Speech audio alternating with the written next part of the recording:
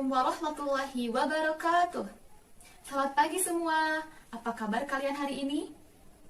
Semoga kalian semua dalam keadaan sehat walafiat dan tetap semangat untuk mengikuti kegiatan pembelajaran mata pelajaran ekonomi ini.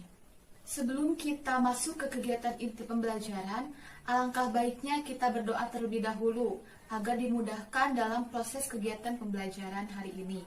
Berdoa mulai.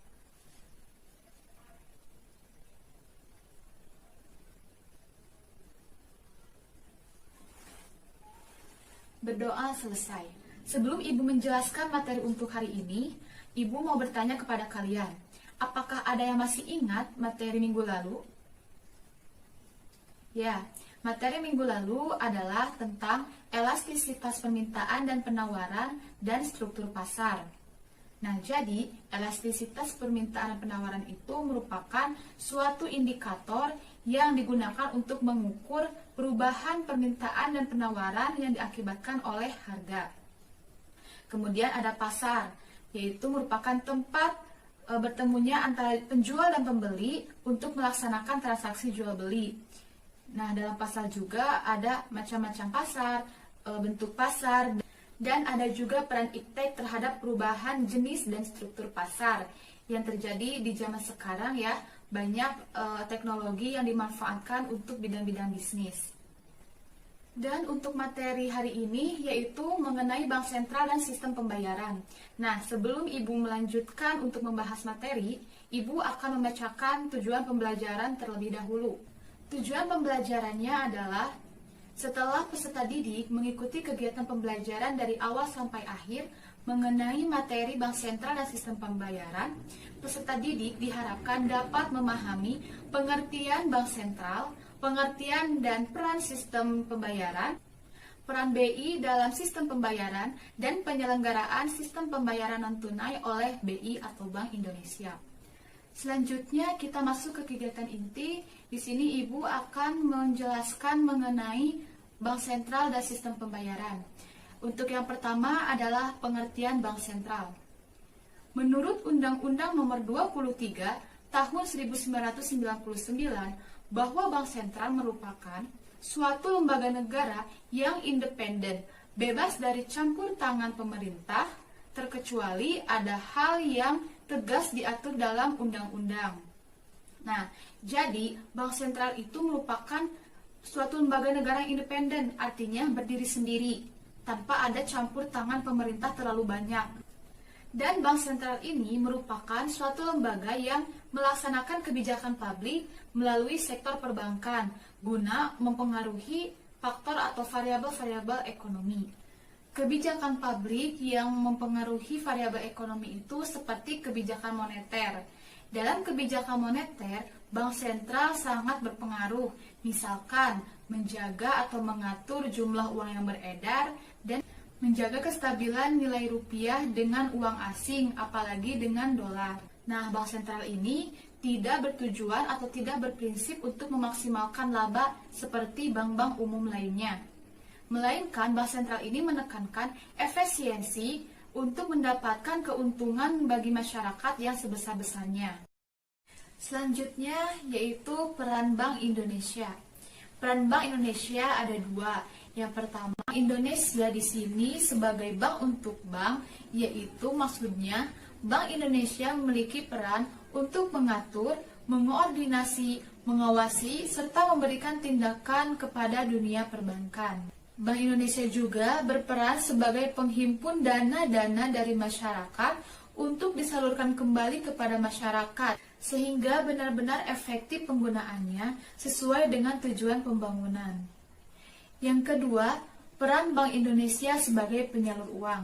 Di sini Bank Indonesia berperan untuk menyalurkan uang, terutama uang kartal, yaitu berupa uang kertas dan uang logam. Nah, di sini Bank Indonesia itu memiliki hak tunggal untuk menyalurkan uang kartal.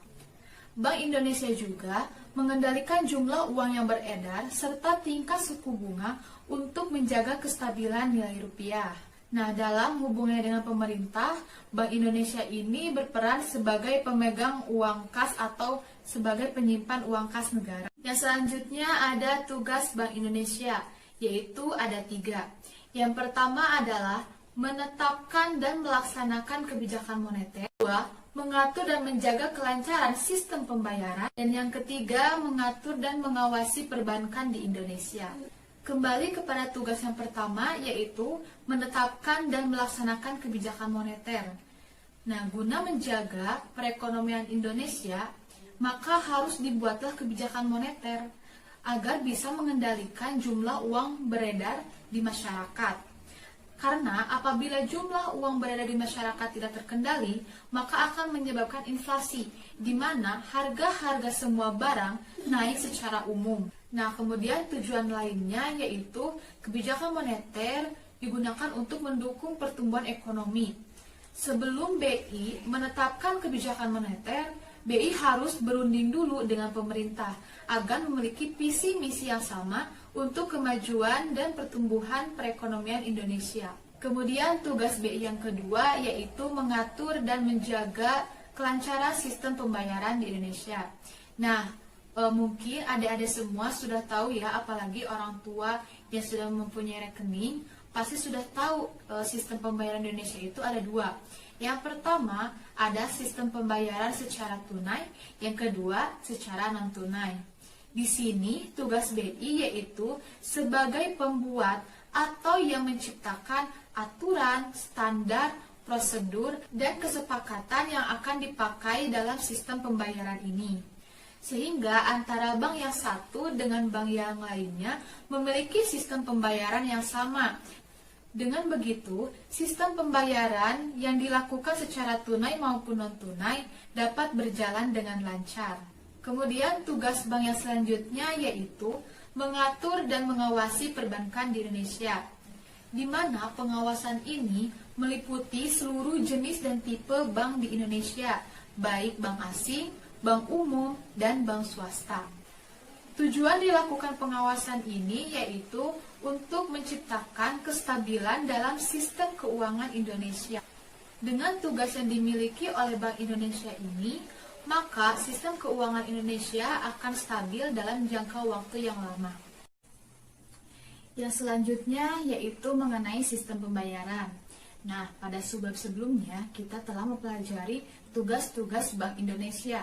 Salah satunya yaitu menjaga kelancaran sistem pembayaran. Salah satunya yaitu mengatur dan menjaga kelancaran sistem pembayaran. Sistem pembayaran sangat lekat dalam kehidupan sehari-hari. Hampir setiap hari terjadi transaksi yang dilakukan oleh individu dengan individu, individu dengan perusahaan, perusahaan dengan perusahaan, dan lain sebagainya. Transaksi-transaksi tersebut berkaitan erat dengan sistem pembayaran. Dan yang selanjutnya ada pengertian sistem pembayaran, yaitu menurut Undang-Undang Nomor 23 Tahun 1999 tentang Bank Sentral. Sistem pembayaran merupakan seperangkat aturan, lembaga, dan mekanisme yang digunakan untuk melaksanakan pemindahan dana guna memenuhi kewajiban yang timbul dari suatu kegiatan ekonomi. Yang selanjutnya ada peran sistem pembayaran untuk perekonomian. Yang pertama, sebagai elemen penting dalam infrastruktur keuangan suatu perekonomian untuk mendukung stabilitas sistem keuangan. Hal itu disebabkan karena sistem keuangan dan perbankan berkaitan erat dengan sistem pembayaran. Sehingga apabila terjadi gangguan pada sistem pembayaran akan menimbulkan keterlambatan ataupun kegagalan dalam kewajiban pembayaran, yang pada akhirnya akan menyebabkan turunnya kepercayaan masyarakat terhadap likuiditas dan stabilitas sistem keuangan dan perbankan. Demikian sebaliknya, krisis keuangan dan perbankan yang mempengaruhi satu atau lebih bank peserta sistem pembayaran akan mempengaruhi stalemate antar bank dan menyebabkan gridlock atau kemacetan pada sistem pembayaran. Oleh karena itu, diperlukan koordinasi yang baik antara pihak bank dan pengawas pasar keuangan dengan pengawas sistem pembayaran untuk memastikan masalah-masalah tersebut dapat diantisipasi dan dapat diselesaikan seawal mungkin. Peran yang kedua yaitu sebagai channel atau saluran penting dalam pengendalian ekonomi efektif, khususnya melalui kebijakan moneter. Dengan lancarnya sistem pembayaran, kebijakan moneter dapat mempengaruhi likuiditas perekonomian, sehingga proses transmisi kebijakan moneter dari sistem perbankan ke sektor real dapat menjadi lancar. Dan peran yang ketiga adalah sebagai alat untuk mendorong efisiensi ekonomi.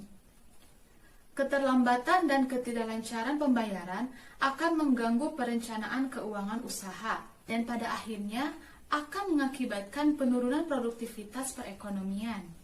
Yang selanjutnya ada peran Bank Indonesia dalam sistem pembayaran.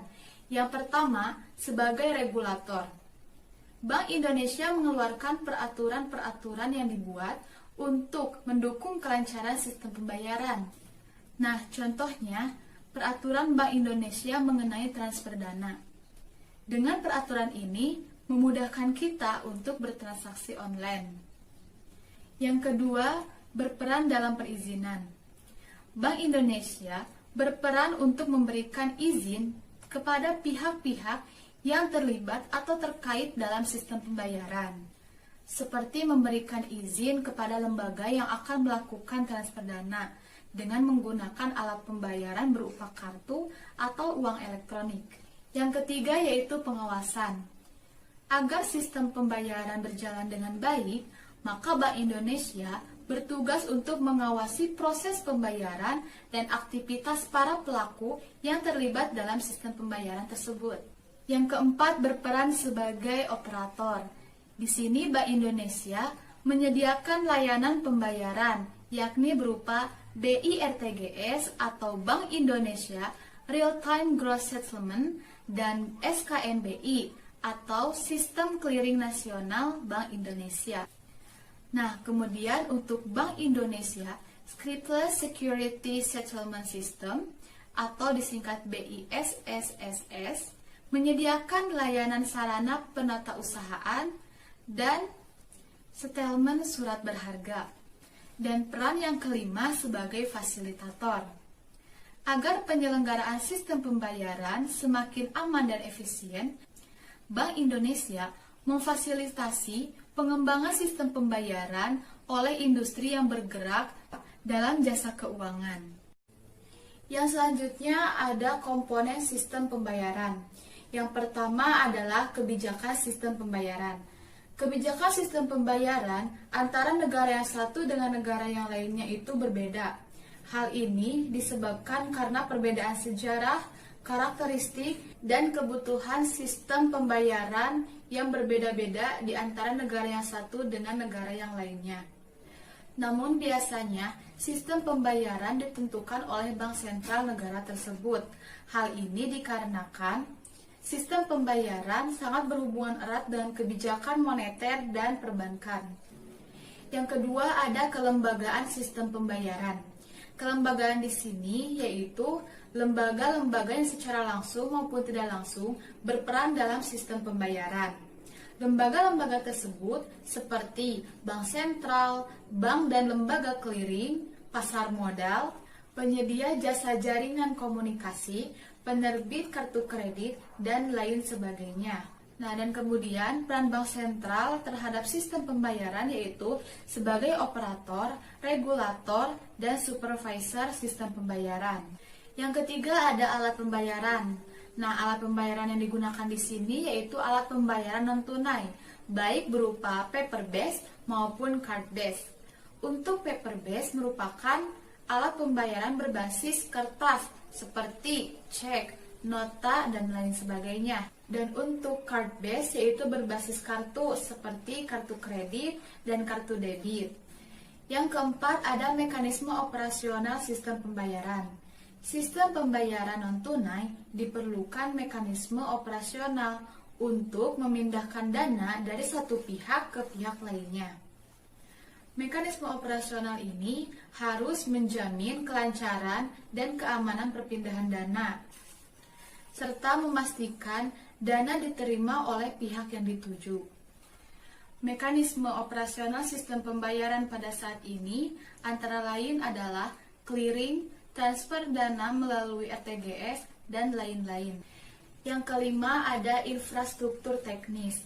Infrastruktur teknis merupakan komponen teknis yang digunakan untuk memperoleh dan melakukan pemindahan dana, seperti format message, sistem jaringan komputer, komunikasi, perangkat keras, perangkat lunak, sistem backup, dan disaster recovery plan, serta lain-lain. Keberadaan infrastruktur teknis ini sangat menunjang kelancaran penyelenggaraan sistem pembayaran.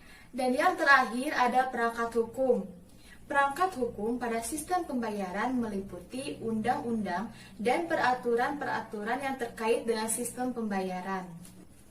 Nah, dengan adanya perangkat hukum ini akan menjamin adanya aspek legalitas pada penyelenggaraan sistem pembayaran. Untuk pembahasannya selanjutnya yaitu mengenai penyelenggaraan sistem pembayaran non-tunai oleh Bank Indonesia, yaitu ada dua sistem.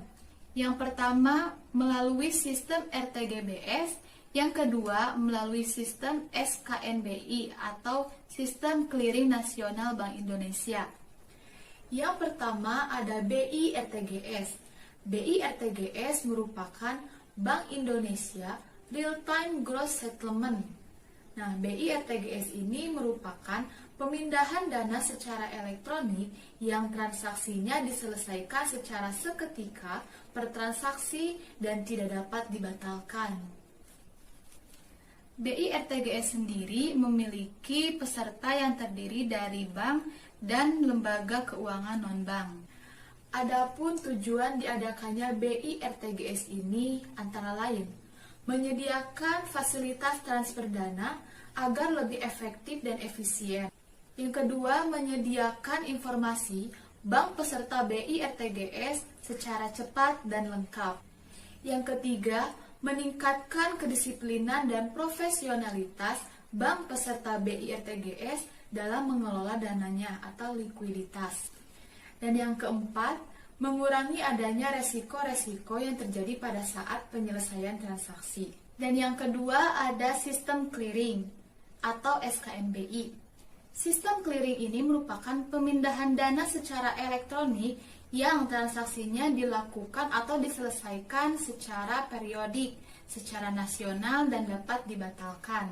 Kemudian terdapat dua penyelenggara SKNBI.